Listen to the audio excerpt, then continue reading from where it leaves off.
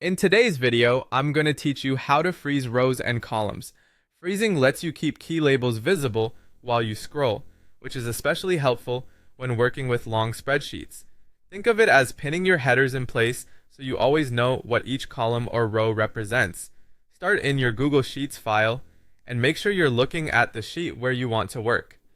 At the top of the screen, look for the menu bar and click on View. This is where Google Sheets keeps display-related options that affect how you see your data without changing the data itself. If you don't see the menu bar, try maximizing the window or exiting full screen so it appears clearly.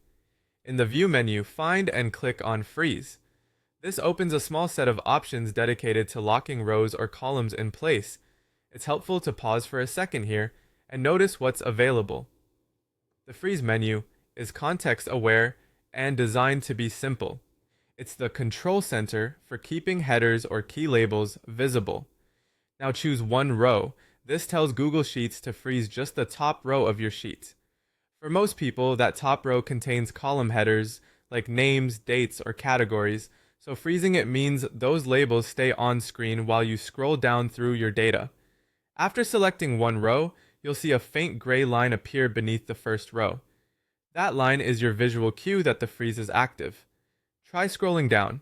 The first row should remain fixed at the top, making it easier to read and compare information across your columns. If your headers aren't in the first row, consider adjusting your sheet so they are placed at the very top before you freeze. That way, the freeze works exactly as intended and gives you consistent context while analyzing your data. Also, if you're collaborating, this small change can make your spreadsheet much more user-friendly for everyone else. While today's walkthrough freezes a single row, it's useful to know that the same freeze menu includes options for additional rows and for columns.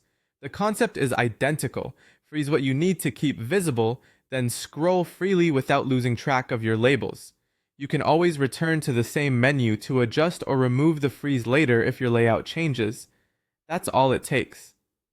Click View, open Freeze, and select one row to lock your header in place. With this simple technique, navigating large spreadsheets becomes far more efficient and far less error-prone.